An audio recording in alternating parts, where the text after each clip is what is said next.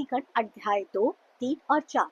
नारद जी ने ब्रह्मा जी से कहा, पिताजी आपने ये कथा मुझे बहुत ही संक्षेप में सुनाई है, कृपा करके मुझे इसे पूरे विस्तार के साथ सुनाइए, आप तो सब जानते हैं। तो ब्रह्मा जी ने कहा, हे पुत्र सुनो, जब महादेव और विष्णु जी चले गए तब मैंने इस सृष्टि की रचना आरंभ करी और सबसे पहले मानस पुत्र जैसे दक्ष, अत्रि, भृगु आदि को उत्पन्न किया। तभी एक मानस कन्या संध्या भी उत्पन्न हुई। उसी दौरान एक बहुत ही सुंदर पुरुष की उत्पत्ति हुई मेरे मन से, जिसका नाम आगे चल के कामदेव पड़ा। जब वह पुरुष उत्पन्न हुआ उसने मुझसे नमस्कार करके पूछा, हे पिता मुझे बताइए कि मेरा कर्म क्या है। तब मैंने उसे कहा कि तुम्हारा कर्म है इस अपने 5 पुष्प वाले बाणों से तो मैंने उसे कहा कि तुम्हारा कर्म है अपने इन 5 पुष्प बाणों से स्त्री और पुरुष को मोहित करके सृष्टि तो मैं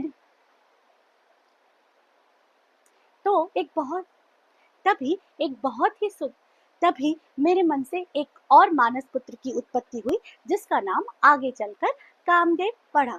उसने मुझसे पूछा, हे पिताश्री बताइए मेरा कर्म क्या है। तो मैंने उसे कहा कि तुम्हारा कर्म है अपने इन 5 पुष्प बाणों के द्वारा स्त्री और पुरुष को मोहित करके सनातनी सृष्टि की वृद्धि करना। तो उसने उस तभी तभी वहां पर एक और मानस पुत्र की उत्पत्ति हुई जो बहुत ही सुंदर था। आगे चलकर इसका नाम कामदेव पड़ा।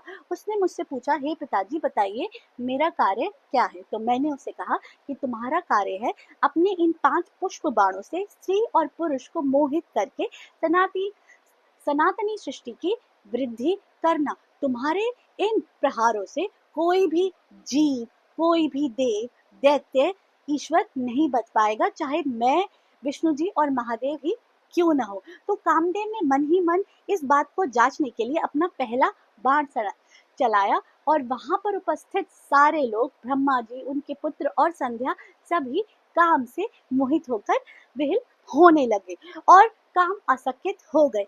इसी दौरान वहां पर महादेव जी प्रकट हुए और उन्होंने ब्रह्मा जी को धिक्कारा और कहा कि तुम्हारा अपनी इंद्रियों पे कोई कंट्रोल नहीं है, जो तुम काम से आसक्त हुए हो। और ऐसा कहकर वहां से वो चले गए।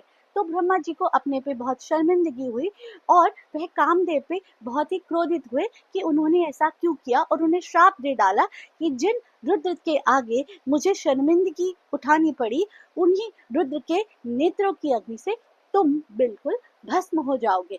ऐसा सुनकर कामदेव ने कहा, हे पिताश्री मैंने तो सिर्फ आपने के दिए हुए बात को टेस्ट करने की कोशिश करी थी, इसमें मेरा कोई अपराध नहीं है। तब ब्रह्मा जी ने कहा, अब मेरा दिया हुआ श्राप तो वापस नहीं हो सकता, लेकिन जब शिव का विवाह होगा तो तुम पुनः अपना शरीर प्राप्त करोगे। ऐसा कहकर ब्रह्मा जी वहां से अंतर्ध्यान हो गए और वहां पर रह गए उनके पुत्र कामदेव और संध्या। तब ब्रह्मा जी के कहे हुए कथनों के अनुसार दक्ष, जिनके द्वारा एक पुत्री उत्पन्न हुई जिनका नाम रति था, उसका विवाह कामदेव के साथ कर दिया गया। वह भी अति सुंदरी थी और कामदेव और रति एक दूसरे को पाकर बहुत ही आनंदित हुए और एक दूसरे को ग्रहण करके अपना जीवन गुजारने लगे। इसी के साथ अध्याय 2, 3 और 4 समाप्त हुआ। जय गुरु जी। कल मैंने आपको कहा था ना